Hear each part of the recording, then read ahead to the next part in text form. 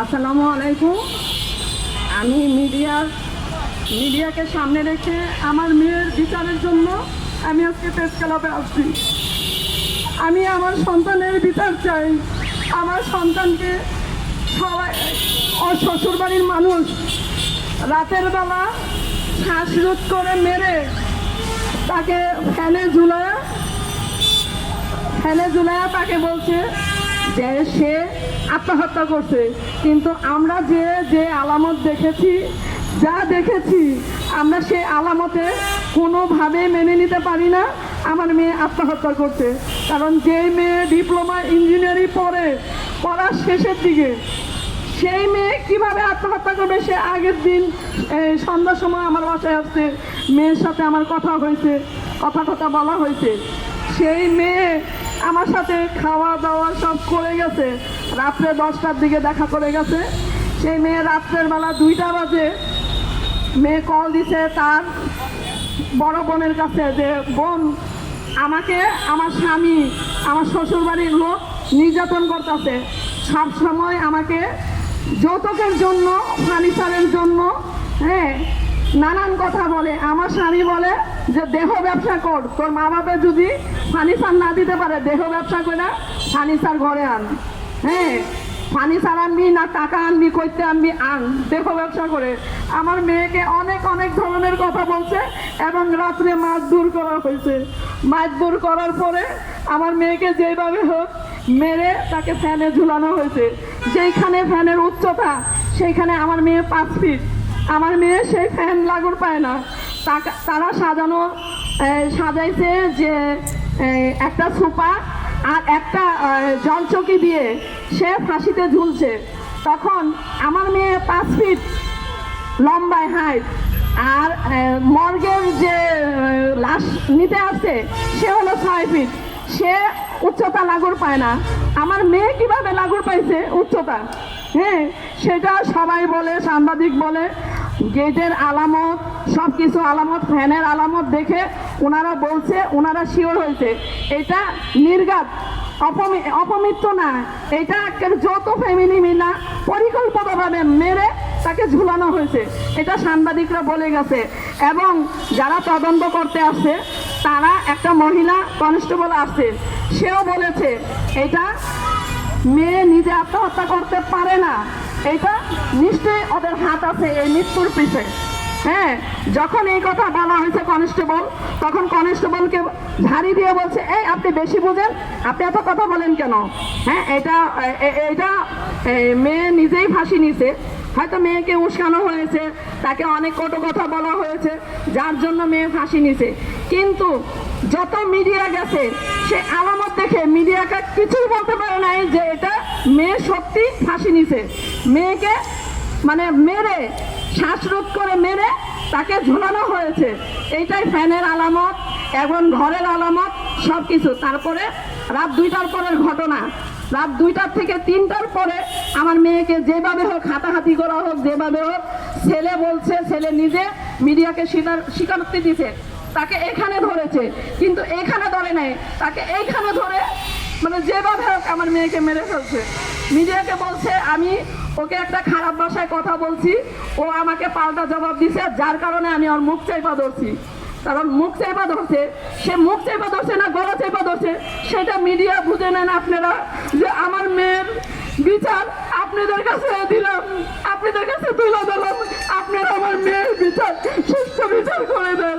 আপনাদের মিডিয়ার মাধ্যমে সারা দুনিয়াকে জানিয়ে দেন আমি আমার মেয়ের বিচার চাই। আমার স্বামী ব্যাংক চালক, আমি অনেক কষ্ট করে ডিপ্লোমা ইঞ্জিনিয়ারিং পড়াইছি। আমার মেয়েকে নিয়ে অনেক স্বপ্ন, আমার মেয়েকে আমি স্কলারশিপ নিয়ে যেতে পারবো, বিদেশে পাঠাবো লেখাপড়া করার জন্য। কিন্তু আমার মেয়েকে কিভাবে ফুস নিয়ে বিয়ে করে, একা সম্পর্ক করে বিয়ের 4 মাসের ভিতরে আমার মেয়েকে এইভাবে যৌতুকের জন্য টর্চার করে মেরে ফেলেছে। আমার মেয়ে বলেছে, মা বোন আমাকে যেরকম শারীরিক যন্ত্রণা দিচ্ছে এরকম মানসিক যন্ত্রণা দিচ্ছে। রাতের বেলা আমাকে বিছনা থেকে লাফি দিয়ে ফেলে দিয়েছে। আমার মেয়ে মরতে পারে না। আমার মেয়ে বলছে তোকে তালাক দিয়ে আমি চলে যাবো, আমার সামনে অনেক ভবিষ্যৎ খারাপ আছে। কিন্তু আমার মেয়ে আসতে চাইছে। রাতের বেলায় আমার মেয়ে, আমি থাকি নিচতলায়, তারা থাকে 6 তলা।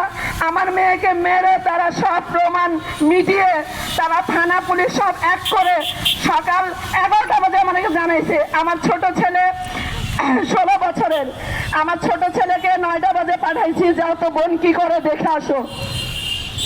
আমার ছোট ছেলে যে গেট অনেক লোক করছে, কেউ কেউ আওয়াজও দেয় নাই, কথাও বলে নাই, সেই মেয়ের খবর আছে 10:30টার পরে আমার মেয়ে ফাঁসি দিছে।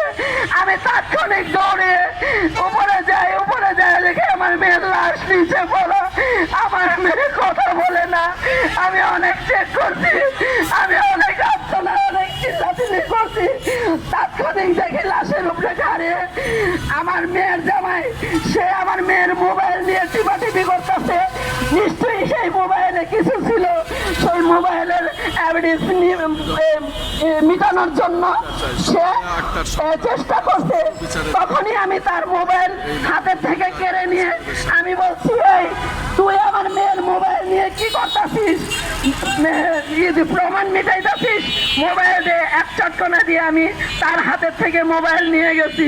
কিন্তু মোবাইলে পাসওয়ার্ড দেওয়া সেই ছেলের আর আমার মেয়ের, মমিনুল হক মমিন, সে হইল গিয়ে আমার মেয়ের জামাই, সেই হইল গিয়ে মেন আসামি।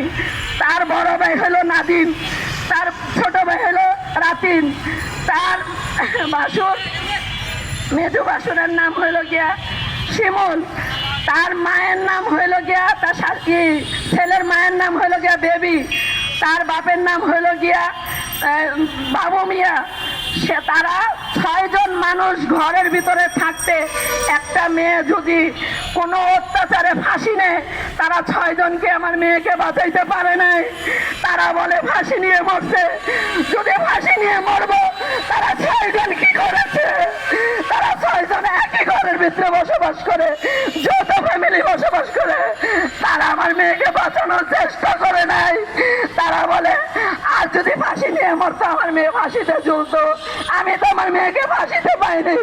আমি নগদে আমাকে ডাকতে পারবো না। আমি যাই দেখে আমার মেয়ের লাশ পড়া নিচে, ফলরে পানি দিয়ে ভিজানো। পুরা আমার মেয়েকে মনে হয় যে ওরা গোসল করাইয়া পরিষ্কার করে একবারে ফ্রেশ করে রাখছে। ওরা রাতের বেলায় প্রমাণ মিটাইয়া প্রশাসন আসার আগে বলে কি আমরা 99-এ ফোন দিয়ে আমরা প্রশাসনকে জিগায়া তারপরে আমরা এই লাশ নামাইছি। প্রশাসন বলে আমরা নামাইছি, মিথ্যা কথা বলে। কিন্তু লাশ নামাইছে তার ভাসুর এবং তার স্বামী।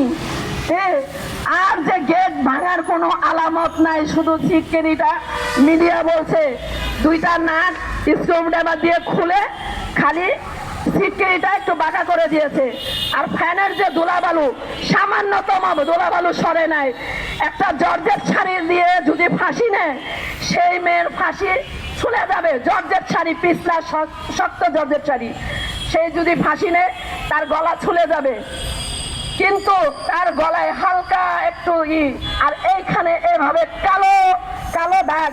হ্যাঁ, তাকে এইভাবেই মারছে যেভাবে মমিনুল বলেছে যে আমি যে খারাপ ভাষায় কথা বলছি তার জবাব দিছে, তাই আমি ওর মুখ চাইপা ধরছি। ও মুখ চাইপা ধরে নাই, এখানেই চাইপা ধরে মাইরা ফেলাইছে। মাইরা ফেলায় যখন দেখছে যে আমার মেয়ে মারা গেছে, তারা নির্দোষ হওয়ার জন্য ফাঁসিতে ঝুলাইয়া রাখছে, যে মেয়ে জিদ্দের কারণে ফাঁসি নিয়েছে। কিন্তু আমার মেয়ে বলছে যে আমার সামনে অনেক ভবিষ্যৎ খারাপ। আমি